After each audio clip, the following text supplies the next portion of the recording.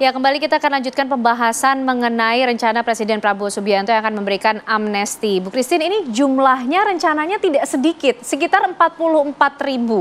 Mengapa harus sebanyak itu? Apa urgensinya, Bu Christine? Ya, jadi bicara mengenai pemberian amnesti, rencana pemberian amnesti, saya kira cukup masuk akal ya, rasional. Kenapa? Karena yang tadi disampaikan oleh Pak Habibur Rahman, memang penjara kita ini, lapas kita ini sudah over capacity, tidak bisa kita pungkiri itu. Itu yang pertama. Yang kedua, dari aspek kebijakan hukum pidana sendiri, kalau menurut saya, ya ini memang langkah hukum yang sangat diperlukan sekali. Bicara mengenai penegakan hukum, tentu kita tidak bisa terlepas dari bagaimana menggunakan hukum itu untuk lebih memberikan manfaat kepada masyarakat. Nah, ketika kita menggunakan hukum, tentu hukum itu kan sebagai instrumen ya untuk mencapai tujuan. Nah, dalam kasus ini, pemberian amnesti ini kan sifatnya tertentu untuk tindak pidana yang tadi sudah disebutkan. Untuk narkotika sendiri, saya kira itu memang diperlukan. Di mana pemberian amnesti untuk pemakai narkotika, saya kira itu sudah tepat. Kenapa? Karena mereka juga adalah korban dari jaringan peredaran narkotika. Selama ini kan yang kita lindungi, yang kita jaga, yang kita utamakan adalah pecandu. Padahal kita lupa bahwa pemakai ini juga akan beresiko dan berpotensi untuk mereka juga menjadi pecandu karena sulitnya mereka putus zat. Nah, kalau dikaitkan dengan mereka yang sakit ya ataupun terkena HIV atau gangguan mental, itu dalam hukum pidana kita juga jelas ya. Konsep dari teori penghukuman itu memang bagaimana kita mencari bahwa pemberian pidana itu tidak menimbulkan keadaan yang lebih buruk kepada terpidana itu sendiri. Nah, kalau di dalam penjara, di dalam lembaga pemasyarakatan mereka mendapatkan hal yang lebih buruk, itu berarti fungsi hukum itu sendiri tidak mencapai sasaran. Itu. Dan mengenai rencana untuk rekonsiliasi untuk masalah kasus Papua, saya kira itu tepat sekali ya, gitu loh. Itu sebagai salah satu solusi hukum yang memang problem solving. Ya, kalau untuk ujaran kebencian kepada presiden, ya ini kan merupakan delik aduan dan kita juga harus melihat bahwa kesinambungan undang-undang yang akan berlaku nanti 1 Januari 2026 KUHP kita yang baru ini juga mendukung ke arah sana dan ini kan merupakan delik aduan sebenarnya. Jadi kalau memang presiden akan menjalankan atau memberikan amnesti ini, menurut saya dari aspek hukum pidana sudah tepat. Nah menarik ketika kita menarik lagi dari kasus-kasus yang berkaitan dengan Undang-Undang ITE, Bu Christine dan juga ujaran kebencian. Tadi sudah disampaikan Bang Habib ada KUHP baru yang nanti akan berlaku dan rencana Presiden Prabowo Subianto yang juga akan memberikan pengampunan kepada para narapidana dari kasus ujaran kebencian yang terkait dengan kepala negara. Nah ini kita bisa bilang apakah seperti dibebaskan, dilonggarkan, karena nanti kemudian bagaimana dengan punishment yang akan dilakukan pada pelanggaran-pelanggaran yang terjadi, bagaimana juga kemudian caranya untuk menyehatkan iklim bermedia sosial. Ya, jadi memang berbicara mengenai amnesti sendiri, amnesti ini kan memang pengampunan yang diberikan oleh presiden karena hak prerogatif. Nah, amnesti ini memang tidak karena diminta atau dimohonkan dari narapidana, tapi dari presiden yang memberikan. Nah, ketika presiden memberikan amnesti, maka otomatis perbuatan pidana atau perbuatan salah daripada pelaku ini dihilangkan, dihapuskan. Itu konsep amnesti. Jadi kalau ditanyakan bagaimana nanti dampaknya dengan penggunaan media sosial, saya rasa begini ya, dengan perkembangan teknologi kita juga harus belajar bijak. Ya, harus belajar bijak, harus belajar mawas diri, harus bisa belajar untuk mengatur gitu loh ya.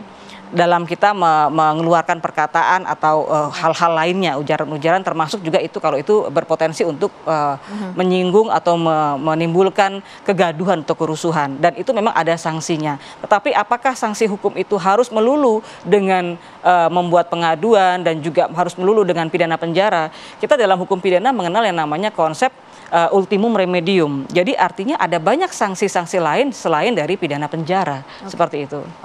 Bang Nara, bicara mengenai standar ya, kemudian tadi yang disinggung oleh Bang Habib, KUHP yang baru ada penyesuaian di sana, ujaran kebencian dan juga Undang-Undang ITE. Ini nanti apakah juga kita bisa bilang ternyata Presiden Prabowo Subianto sepertinya tidak mau terlalu ambil pusing lah terhadap masalah-masalah ujaran kebencian, tidak menariknya ke ranah hukum seperti itu, Bang Nara? Menurut saya bukan begitu. Saya bantu Mas Prabowo itu 2 kali pemilu ya, 2014, 2019. Dan saya tahu betul pada waktu 2019 itu beliau mohon maaf ya, saya nggak tahu teknis secara teknis, tapi berhasil membebaskan ribuan demonstran yang dianggap sebagai perusuh di Jakarta waktu pasca pemilu. Artinya beliau ingin ada rekonsiliasi supaya orang-orang ini kan sebenarnya nggak tahu urusan mereka itu. Karena hanya membaca media sosial, lalu terprovokasi, lalu ditangkap polisi. Waktu itu saya dengar-dengar ya, Bapak yang melepaskan ya, tanda petik, supaya mereka tidak bablas ya. Jadi supaya jerah lah. Sudah, ini kan kalian kan mengaku tidak paham sebenarnya lah. Ini seperti ini sebenarnya di ITE itu digarap juga. Kan sekarang banyak ya kejadian-kejadian palsu ya yang dibuat oleh kelompok tertentu, tapi netizen itu tahunya itu betulan. Misalnya saya contohkan ya, contoh yang tahun-tahun lampau, di depan Mahkamah Agung ada demo, lalu bentrok dengan petugas polisi. Ternyata itu video aslinya adalah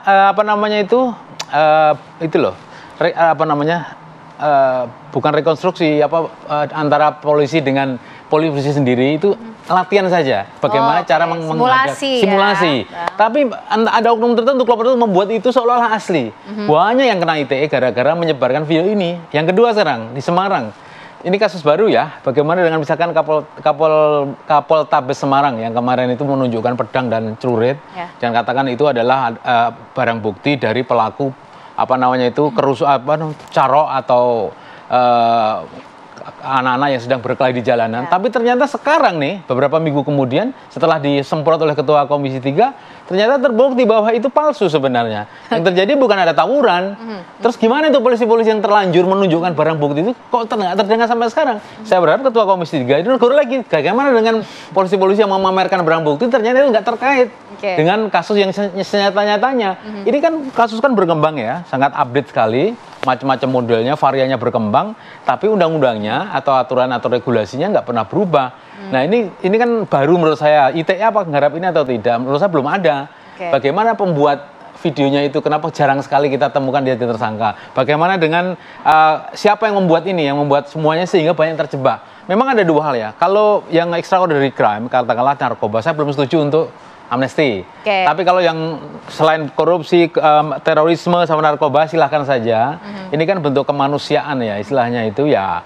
Itu banyak kejebak di situ, banyak kejebak. Apalagi ITE ya, ini banyak produk-produk yang sebenarnya itu hoax. Tapi dibikin seperti asli. Anak-anak itu tahu pengguna media sosial itu nggak paham kalau itu palsu. Tapi itu namanya ketipu, kejebak, biasa seperti itu, entrapment namanya. Jadi ada dua alasan paling tidak, karena over capacity dan alasan kemanusiaan. Kenapa Bang Habib, gimana? Jadi gini. Ken, apa hal baru lagi dalam KUHP ini? Bahwa KUHP yang baru ini menganut azas dualistik. Dualistik itu artinya untuk memidanakan orang, tidak cukup terjadinya perbuatan, tapi harus dilihat mens rea-nya. Niatnya seperti apa, makanya disebut dualistik. Nah, dengan konsep dualistik ini, yang disampaikan Bung Nara itu, mungkin 99% nggak akan masuk, karena dia nggak ada niatan. Dia nggak tahu kan, kayak dulu ada kasus Asma Dewi. Saya dulu kan pengacara, sebelum jadi kan advokat. Beliau itu hanya memforward berita di media sosial. Ada jeroan diimpor di luar negeri, dibuang di sini kok dikasih makan rakyatnya, masuk penjara. Ya kan mungkin kalau dia memproduksi berita itu sendiri dia bisa kena, tapi bukan produksi dia gitu loh. Dia sekedar memforward, namanya ibu-ibu kan, ibu rumah tangga memforward. Kena berapa tahun ya kan ya. Kasus Ahmad Dhani juga kurang lebih begitu kan. Dia di demo orang, dia ngomong wah itu idiot dan lain sebagainya. Padahal itu dalam konteks dialog, bukan ada mens rea, menghina, merendahkan dan lain sebagainya.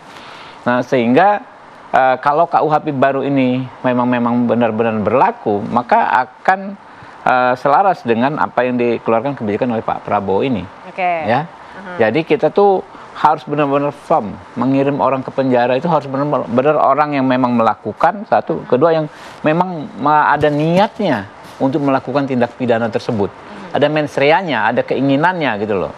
Kurang lebih kita melihat sesuatu yang sangat positif ya, untuk waktu saat ini dan masa yang akan datang. Nah, terkait misalnya tadi narkoba dan lain-lain untuk pengguna, ya ini ditekankan untuk pengguna, karena ini studi di berbagai negara.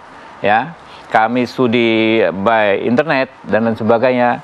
Periode kemarin selama 5 tahun, justru kebijakan war on drugs ya, yang dar-der-dor memenjarakan sebanyak orang mungkin pengguna itu gagal. Amerika saja gagal ya. Meksiko gagal, kartel-kartel itu diperangi malah gagal. Bukan diperangi begitu, artinya nggak ada konsep pendekatan kesehatannya. Bahwa pengguna itu adalah korban. Nah, yang berhasil itu di Portugal, di mana rehabilitasi menjadi momen. Jadi semua orang tuh bangsa-bangsa seluruh dunia banyak sekali belajar ke Portugal soal ini. Dan saya pikir kalau kemarin ya, komposisi yang kemarin hampir semua fraksi kurang lebih satu frekuensi, senada, seirama, bahwa ke depan ini udah kita konsepnya bukan dar-der-dor lagi soal narkoba ini, tapi pendekatan rehabilitatif untuk pengguna. Karena memang itu yang paling banyak jumlahnya. Ya, kalau penggunanya udah sembuh, sudah tidak tergantung, maka nggak akan ada lagi pasarnya. Jadi ditangkap nggak ditangkap si bandarnya ini nggak akan bisa jualan, nggak akan ada keuntungan dari aktivitas tersebut. Tapi kita itu di Konoha ya, di Indonesia itu memang ribet. Maksudnya oknum polisi itu untuk kita minta supaya bisa membedakan ini pengguna atau bandar itu susah. Apalagi isu korupsi ya. Artinya pengguna pun bisa jatuh ke pengedar katakanlah atau bandar katakanlah karena dia nggak punya duit. Seperti itu, maka sirinya sih gampang sih. Kalau dia dibawa ke Lido misalkan, berarti dia jatuhnya itu pengguna, direhabilitasi kan. Tapi untuk sampai ke sana nggak semudah yang kita bayangkan kan. Banyak pengakuan-pengakuan yang saya temuin, telepon saya, WA ngirim bukti-bukti, anak saya itu pengguna tapi menjadinya kok jatuhnya kok jadi bandar gitu. Seperti itu, ini Konoha nih, memang aneh-aneh kasusnya kan. Oknumnya banyak sekali. Salah satu undang-undang Mas Nara yang sedang kita perbaiki juga Mas Nara. Undang-undang narkoba. Jadi ada pasal yang memang di pasal tersebut menjadi abu-abu. Saya lupa angka nomor becaknya berapa ya, nomor polisinya, ya kan ya. Artinya itu. Apakah dia pengguna, apakah dia pengedar. Ini yang digunakan oleh oknum untuk yang namanya industri pemerasan. Nah, itu ya kan. Jadi pokoknya kalau nggak punya duit jadi pengedar, kalau punya duit menjadi pengguna. Terjadi jual beli pasal. Ya, pasal tersebutlah yang sekarang akan kita rombak dengan kesepakatan kawan-kawan ini. Jadi ini undang-undang carry over, Mas Nara. Ya, sudah kita ketok kemarin, masuk lagi di prolegnas yang saat ini dan kita sudah ada panjanya. Ya, Komisi 3 kemarin ada 4 panja, salah satu panja narkoba ini, ya anti narkoba, insya Allah. Jadi itu yang jadi concern besar sekarang. Pasal tersebut kita bikin jelas, Mas.